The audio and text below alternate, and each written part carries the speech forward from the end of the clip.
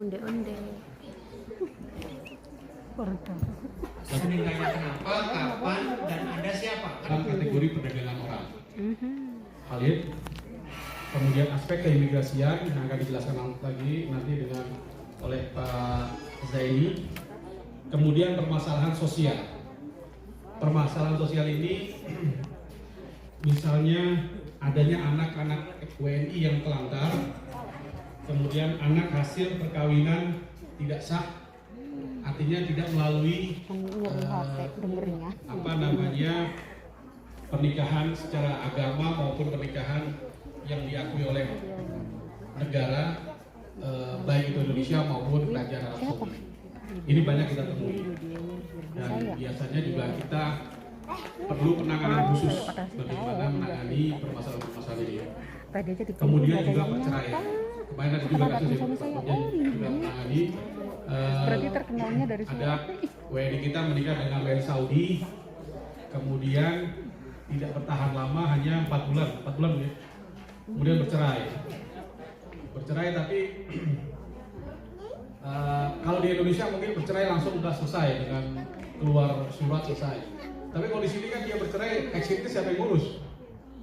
Terus dia mau balik ke Indonesia kalau nggak ada exitnya gimana? Dari perceraian tahun 2019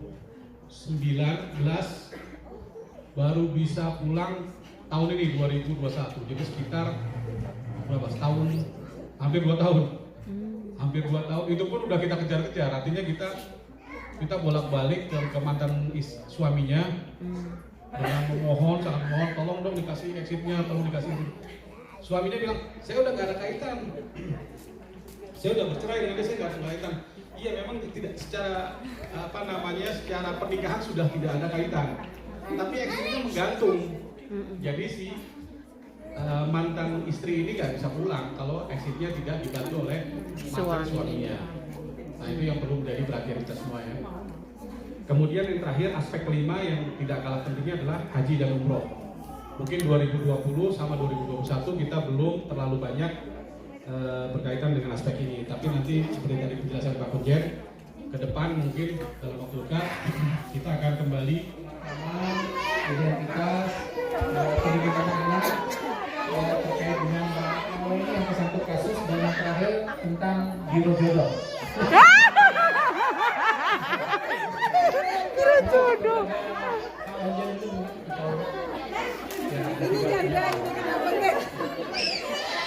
Biro jodoh. Senang juga nih terus terang ya, 15 tahun ya nggak dikeluar siapa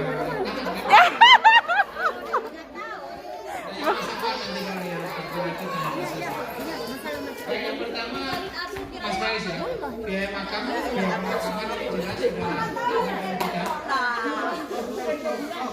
Untuk yang biaya pemakaman sudah kita tegaskan bahwa itu akan dibantu oleh KJR. Ya, data kita biasanya biaya pemakaman itu sekitar 600 ya. Aku sekarang masih Silakan nanti diajukan ke kita, tentunya dengan bukti-bukti. Ya kan? Karena kita juga untuk tertib administrasi, tentunya ada bukti bahwa itu pemakaman, foto-fotonya dan sebagainya. Silakan. Ya.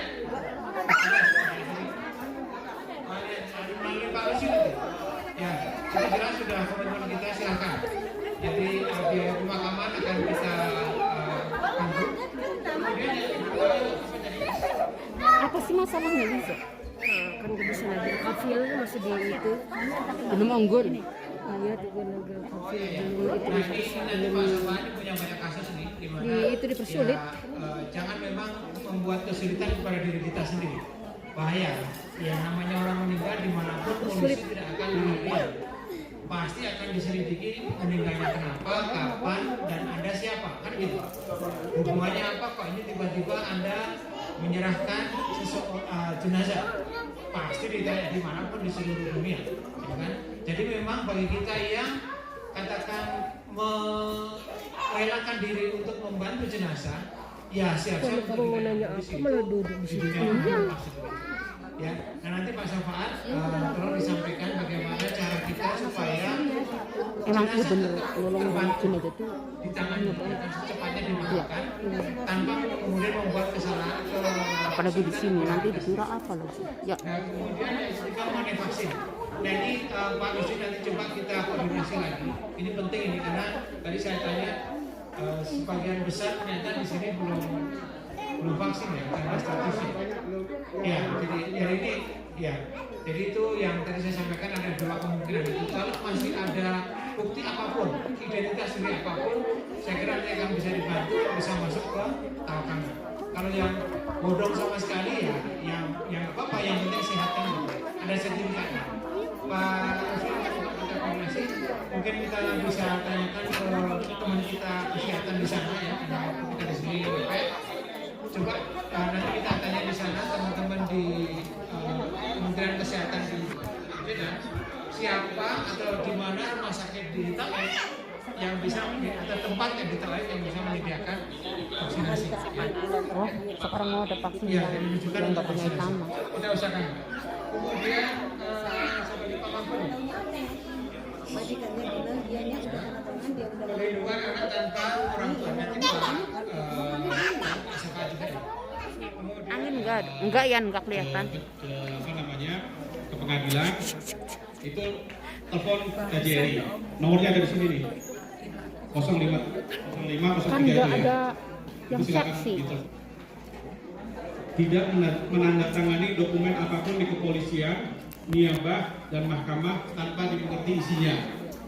Ini sering kali nih di kepolisian disuruh tanda tangan, nggak tahu artinya apa langsung tanda tangan.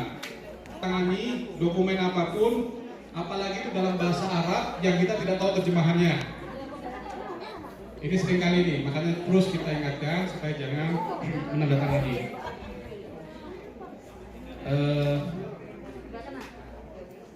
Yang terakhir, ketika kita butuh, kita bisa kalau hanya dengan kopinya saja, nanti bisa minta ke Pak Jaini, bisa minta diterbitkan yang baru. Selama kita nggak punya identitas yang punya sebagainya, ini akan menyulitkan kita kalau ada permasalahan-permasalahan yang harus kita hadapi.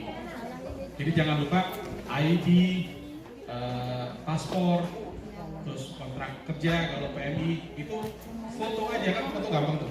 Foto simpan di dalam HP atau di dalam email. Sewaktu-waktu dibutuhkan nanti kita bisa kita ambil. Nah terakhir lanjut, ini foto-foto yang menggambarkan hal-hal yang perlu kita ingat. Yang kemudian itu ID kita difoto, jangan lupa. Jadi biar kita pegang. Nah sekarang ini mengingatkan sedikit. Kan sekarang ini banyak yang suka mengambil foto-foto identitas terus disalahgunakan ya. Nah kalau bisa nanti kalau mau kita kasih ke orang lain itu di ID-nya itu ditulis untuk keperluan apa kita kasih ke dia, tapi kemudian dikonvert menjadi visa kerja. Dan ini banyak terjadi di sini. Kemudian yang berikutnya adalah terkait dengan perdagangan orang atau TPPO. Artinya dia memanfaatkan pengiriman orang dari Indonesia untuk mendapatkan keuntungan-keuntungan tertentu, baik itu material maupun imaterial, dan itu sudah termasuk dalam kategori perdagangan orang. Material bisa jadi karena adanya keuntungan finansial terkait di situ. Imaterial tadi seperti tadi pernikahan. Jadi ini ada beberapa WN Saudi di sini yang tidak memiliki tidak memiliki pasangan, kemudian dia pengen cari pasangan, cari di Indonesia yang cantik-cantik, dikasih uang, dinikahi, kemudian dibawa ke sini. Nah ini kalau dilakukan dengan tidak atas si wanitanya tidak suka, kemudian merasa dirinya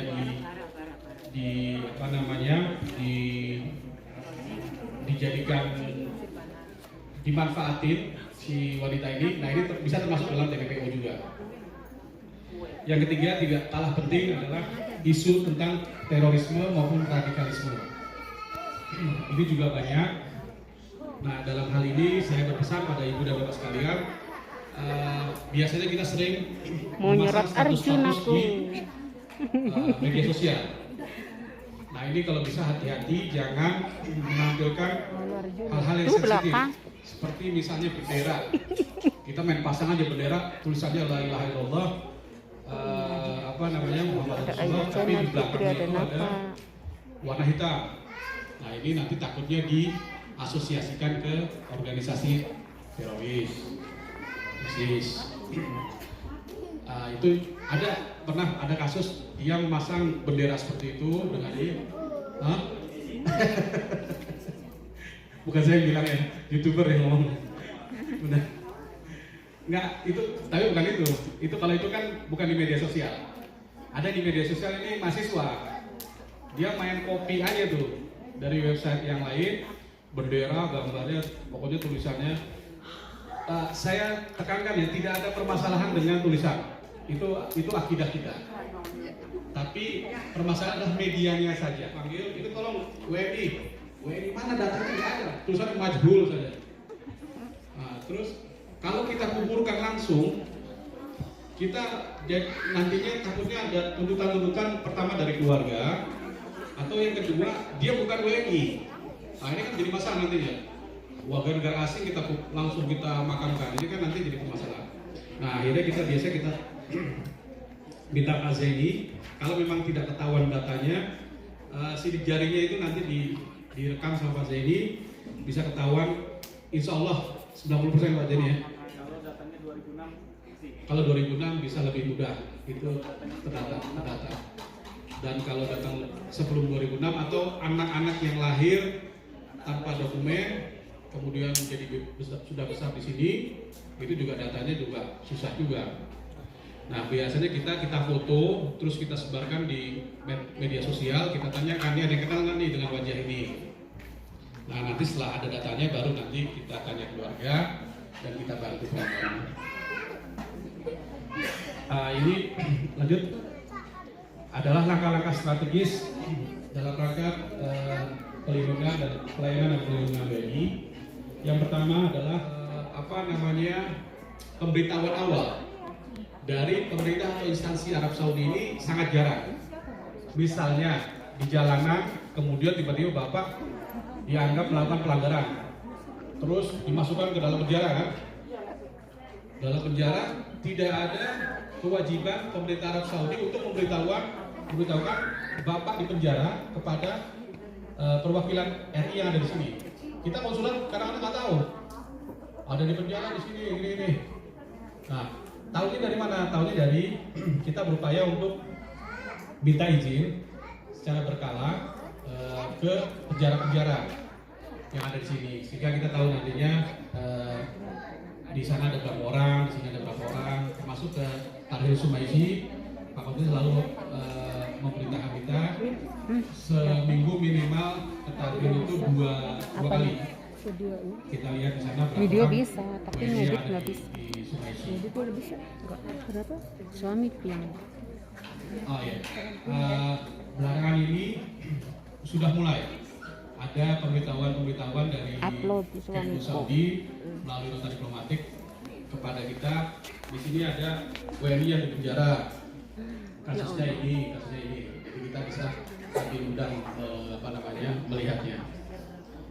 Kemudian yang berikutnya adalah respon cepat. Respon cepat ini kita melakukan dengan cara kita terjun langsung ke TKP. Kalau misalnya kita butuh pengacara karena kasusnya berat, kita langsung sewa pengacara. Ini ada satu kasus di Tabuk waktu itu. Dia dianggap melakukan tindakan pidana seperti layaknya pembunuhan, karena dia ini bertugas untuk melayani seorang anak-anak, untuk menyuapi anak-anak gitu ya. Nah, ketika menyuapinya ini mungkin karena dia saking capek atau emosional, kemudian nyuapinya itu katanya menurut keterangan dari majikannya, dia nyuapinnya itu kasar, disodok gitu, disodok masuk ke mulut. Pasti ya Mas. Nah akhirnya anaknya tersedak, terus nafasnya itu terhambat sehingga meninggal. Nah ini waktu itu kita sewa pengacara, Anaknya majikan. kemudian pemberdayaan masyarakat. Lanjut. Ini namanya onde-onde. Lanjut. Onde-onde ini. Lanjut. Ya, ini stakeholder. Ini namanya pelindungan yang artinya pihak-pihak yang terkait dengan pelindungan WNI di Arab Saudi. Pertama jelas perwakilan RI, KJRI, kemudian juga otoritas yang ada di Arab Saudi. Kita bekerja sama dengan otoritas di Arab Saudi. Kemudian ada LSM, tokoh masyarakat, satgas, dan syarikah atau agen atau hal-hal yang baru karena biasanya kita suka menyepelekan atau kita suka lupa dengan hal-hal yang biasanya kita ulang-ulang ini. Yang pertama, mungkin sekarang sudah tidak terlalu ketat, tapi ini masih menjadi satu hal yang perlu dijaga. Ini jangan melakukan foto sembarangan, terutama kalau ada wanita-wanita Arab. Suka ya? Jadi kalau kita pengennya motonya moto alam, motonya di situ ada perempuan juga satu lagi jalan, itu bisa jadi masalah, dan kemarin ada juga jadi PMI kita, dia memotret anak majikannya perempuan lagi. Nah habis dia potret biasa langsung masuk ke Facebook tetap aja kena di Mekah itu. Padahal meskipun sekarang udah lebih HP udah lebih banyak, udah bebas kena, tapi tetap kena. Makanya hati-hati juga nih YouTuber nih, jangan main ambil-ambil aja. Kalau orang ada terutama ada perempuan Saudi itu harus hati-hati. Kalau perlu kita minta izin. Ibu boleh nggak saya foto? Kalau kita langsung ngambil, nanti bisa jadi kena ini. Lumayan, kemarin ada yang motret anak dimandikan itu kena di penjara itu sampai sebulan. Lumayan kan? Kemudian itu kepada orang tuanya, majikannya. Kemudian ini, jangan berduaan dengan non-muhrim.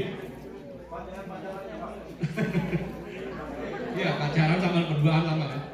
Berduaan dengan non-muhrim. Artinya meskipun sudah sangat ini, tetap aja jangan di tempat-tempat yang ini jangan terlalu, apalagi kalau yang di tempat yang pencahayaannya kurang ya. Itu berduaan dengan non-muhrim ini harus hati-hati kita.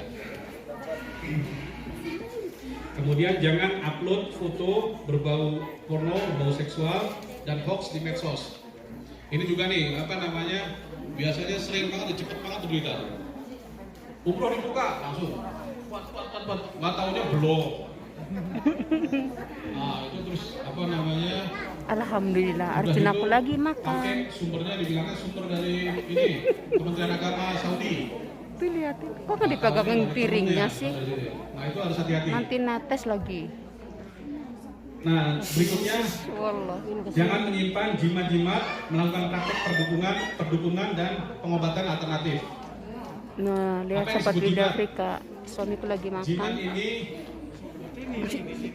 misalnya kalau ini saya lihat banyak yang pakai cincin.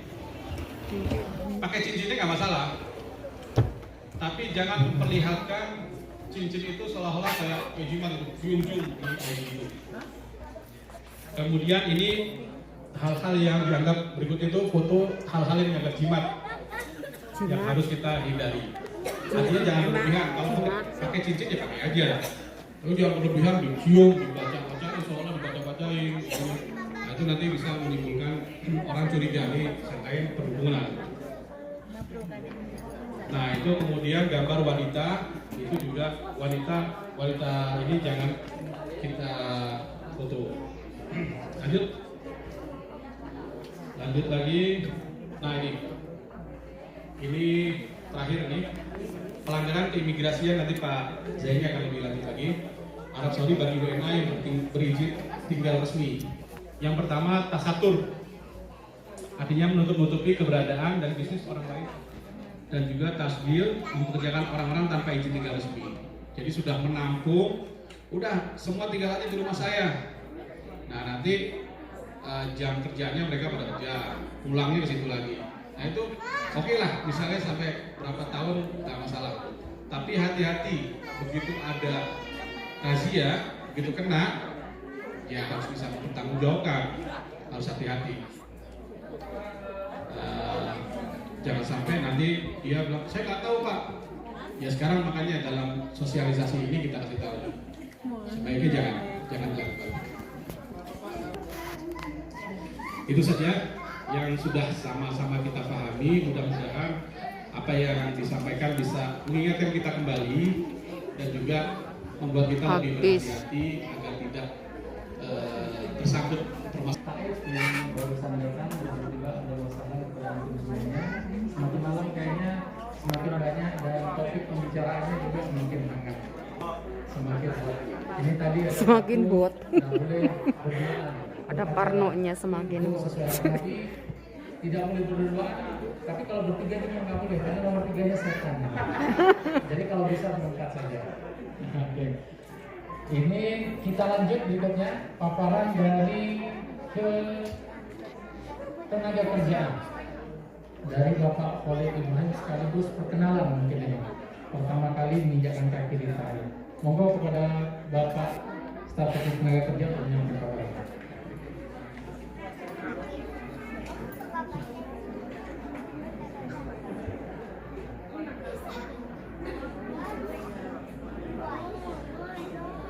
Bismillahirrahmanirrahim.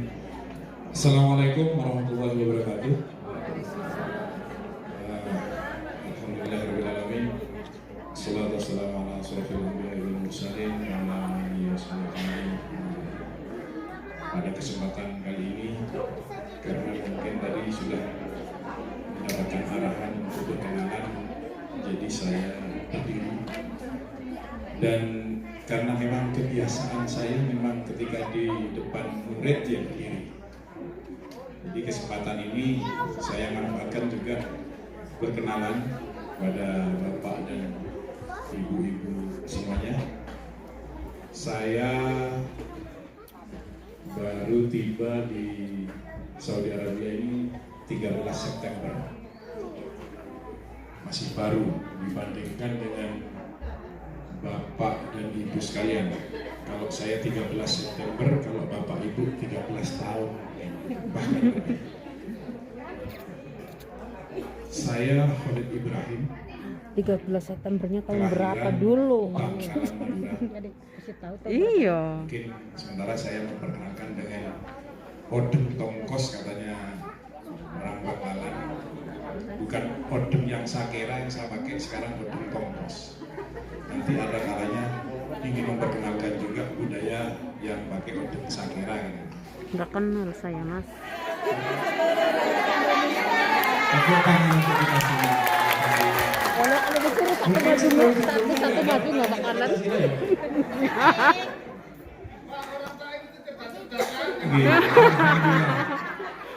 Makanya saya beruntung sekali bisa diajak ke Koil sama Pak Konjen. Kalau maju satu-satu pasti lupa bola. Jujur saya merinding, ya, mendengarkan Pancasila di negara orang lain itu merinding. Jadi setidaknya kita masih mengingat ideologi seperti apa, ya.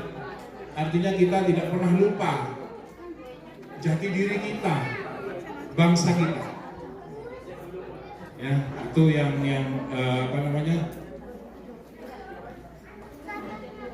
ketika kita mencoba mengucapkan Pancasila dengan sarana silaturahmi, sosialisasi yang diinisiasi oleh KJRI. Di sini sangat nampak sekali nilai persatuannya.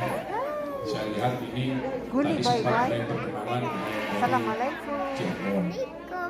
Ada lagi kebetulan ada yang tetangga juga. Wen, Mama. ada lagi yang di NTB. Ini bagian daripada Hari Persatuan yang utuh.